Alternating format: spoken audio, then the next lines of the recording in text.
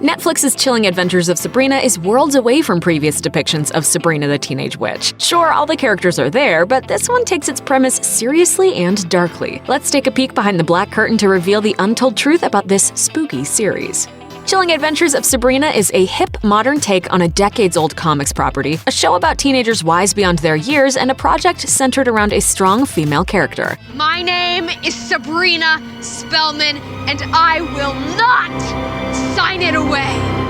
That's why it's bewildering that it doesn't air on the CW. That network presents a programming lineup made almost entirely of comic book shows like The Flash, teen shows like All-American, or shows centered around remarkable women like Jane the Virgin. It even shares showrunners with the CW's Riverdale, which is based on the same Archie comic books that gave the world Sabrina the Teenage Witch. And yet, Chilling Adventures is a Netflix show because the CW and the show's producers just couldn't see eye to eye. According to The Hollywood Reporter, the CW developed Chilling Adventures, but network executives lost interest, reportedly because they were committing to airing another witch-themed show, a reboot of Charmed. Warner Brothers was pleased when Netflix picked up the show for good reason. On the streaming service, Warner retains full ownership of the series, but had it stayed at the CW, they would have had to split revenue with their corporate cousin, CBS.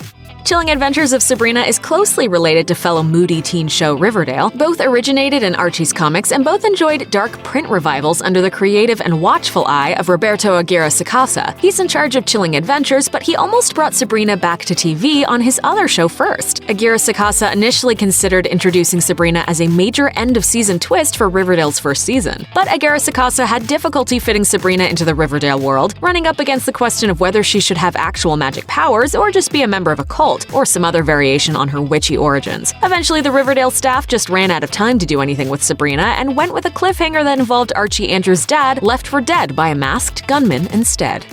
Chilling Adventures of Sabrina maintains a lofty but narrow balance between dark and campy and fun and frightening, and it takes a seasoned cast of veteran performers to pull it off. Before she was Sabrina, Kiernan Shipka grew up on TV as Sally Draper on Mad Men. Lucy Davis, who plays Sabrina's lovable Aunt Hilda, is recognizable from her work in Wonder Woman and the original British version of The Office. Chance Perdomo, on the other hand, is a relatively new face. Before Chilling Adventures, he only had about a half a dozen screen credits to his name, so how did he land a major role in a prominent teen series? Well, it's because he almost won a major role in a different prominent teen series. Perdomo auditioned to play Jughead Jones on Riverdale. Roberto Aguirre-Sacasa loved Perdomo's audition, but didn't think he was right for the part, so when it came time to make Chilling Adventures, he cast him in the role of Ambrose Spellman, a character who's initially under house arrest because of his role in a plot to blow up the Vatican. I was arrested for attempting to blow up the Vatican. Teen Satan-worshipping boys will be teen Satan-worshipping boys. It's hard to believe that Miranda Otto, the same woman who played Warrior Queen Éowyn in the Lord of the Rings movies, also plays the clever and wicked Zelda Spellman on Chilling Adventures of Sabrina. Her distinctive, stylized take on the unabashedly evil but family-focused witch largely hails from the screen stars of the past. Otto told Vulture that in addition to thinking of Zelda as a father figure from a 1950s TV show, she drew on screen stars Joan Crawford, Bette Davis, and Gloria Swanson to inform her performance. Actress Tati Gabrielle similarly looked to icons of the past to inform her ever-so-slightly campy work as the extremely confident, swirling ball of energy that is Prudence Knight, leader of the Weird Sisters. For her, the main inspiration came from Eartha Kitt, best known for her role as TV's Catwoman and her sultry singing voice. Chilling Adventures is easily the darkest and most somber adaptation of the character to date, having ditched sillier elements like a talking cat. That said, you just can't make a Sabrina show and fail to include Salem. This is Salem, by the way. He protects and comforts me wherever I am. He's very clever. He may not be offering up pithy wisecracks like he did on the 90s Sabrina sitcom. That seems to be Ambrose's job these days, but the sleek black cat does factor into many episodes' plotlines. And to think Salem almost didn't make the cut. That's because Kiernan Shipka, the actress who portrays Sabrina, is allergic to cats and breaks out in hives whenever she touches one.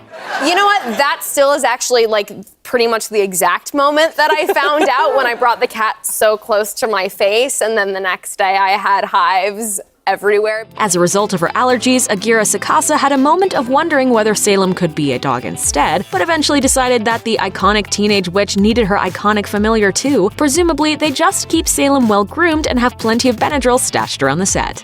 There's one other element of the Sabrina mythos that carried over from the comics to Chilling Adventures: Sabrina's extra bright platinum blonde hair. When actress Kiernan Shipka first tried out for the part, she was enjoying her freedom from the role of Sally Draper by changing her hair to a long, dark brown. When she got the role, though, the producers asked her to dye her hair, and Shipka was once again back to the blonde. However, if Sabrina would be blonde, they couldn't well have her boyfriend Harvey also be blonde, now could they? Just as the dark-haired Shipka had to lighten her locks, the naturally blonde Ross Lynch, as seen in My Friend Dahmer, had to dye his do brown to fit the part.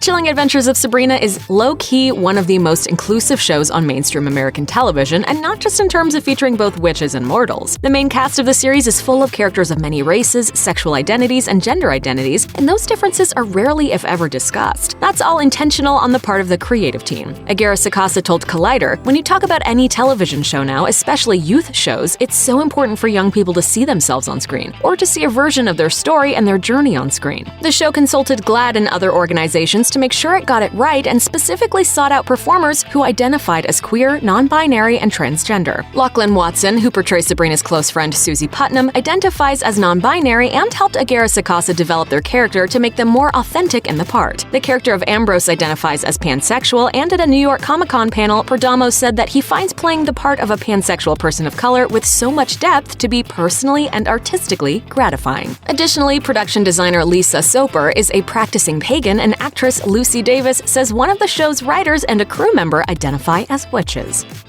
Chilling Adventures of Sabrina is a horror series that features all kinds of scary stuff, from satanic rituals to witches who bring loved ones back from the dead, with some dire consequences, to full-on cannibalistic demons. Seriously, what is it with witches and cannibalism?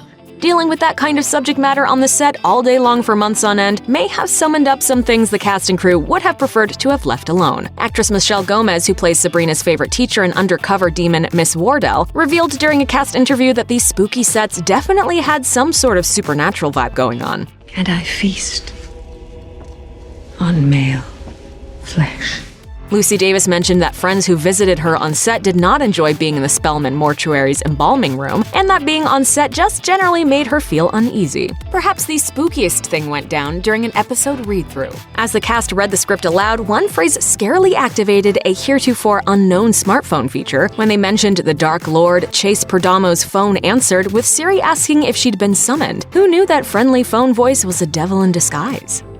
In late 2018, Chilling Adventures of Sabrina fans received a surprise Solstice present, a bonus holiday episode called A Midwinter's Tale. As a standalone episode that helped to tide fans over until new episodes dropped the following spring, it's just as well made as the rest of the series. That might actually be surprising, since it was a rather last-minute addition to the show. According to Agara Sakasa, the whole thing came out of a conversation with another writer about how much they liked all those scary ghost stories that get made into movies at Christmas time. And I thought, geez, I really wish we were doing a Christmas Sabrina to do some of those great Christmas horror legends. Christmas is the best time for ghost stories. Agara Sakasa decided to push their other work aside in favor of some holiday horror. The team decided to tell the story of Gryla and the Yule Lads, based on Scandinavian mythological tales about an evil witch and her 12 terrible children. As for the most famous Christmas monster of all, Krampus, they opted to avoid him because he's become a little too mainstream thanks to a recent Hollywood film. That's right, the monster who drags naughty children to hell in a sack just isn't hardcore enough for Sabrina.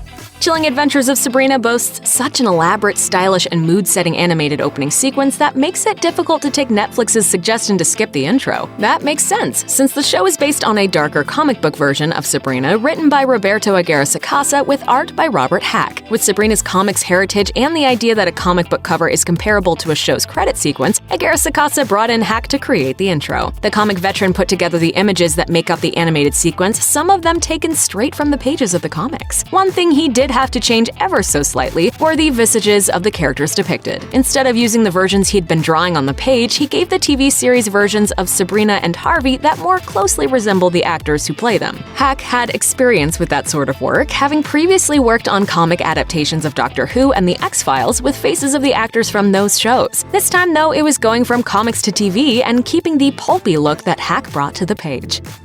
Sabrina Spellman attends classes at the Academy of the Unseen Arts, which is like a darker, deadlier, and scarier version of Hogwarts. Enjoying a prominent position in the school is a statue meant to depict the Dark Lord Satan, who has the head of a goat and is flanked by worshipful kids. It looks ancient, but as a lawsuit alleges, the sculpture was built only a few years ago under the direction of the real-life Satanic Temple, an activist group that keeps tabs on the power of organized religions. The Satanic Temple used its goat-headed statue, Baphomet with Children, as a part of a protest against the Oklahoma State Capitol building allowing a monument to the Ten Commandments. Rather than allow the Satanic Temple to have its statue installed on the grounds, the Oklahoma Supreme Court ordered that the Ten Commandments be removed, and so Baphomet took his mission elsewhere. Alleging that the Academy of the Unseen Arts statue completely ripped off the design of its statue, the Satanic Temple sued Chilling Adventures producer Warner Brothers and Netflix for copyright infringement and for negatively impacting the temple's reputation for equating the statue with evil. It seems that a few legal wizards were called upon to use their particular magic. The parties reportedly reached an out-of-court agreement in November 2018, just 2 weeks after the suit was filed.